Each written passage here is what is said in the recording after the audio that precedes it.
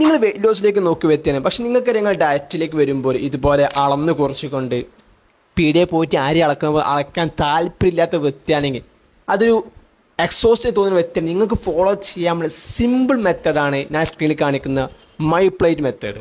So നിങ്ങൾക്ക് അറിയുന്ന പോലെ തന്നെ വെയിറ്റ് ലോസിലേക്ക് വരുമ്പോൾ ഏറ്റവും കൂടി ഇമ്പോർട്ടൻറ്റ് കാര്യം കലോറിക് ഡെഫിസിറ്റിലേക്ക് വരലാണ്. അല്ലാത്ത പക്ഷത്തോളം നിങ്ങൾക്ക് റിസൾട്ട് കണ്ടെത്താൻ കഴിയില്ല.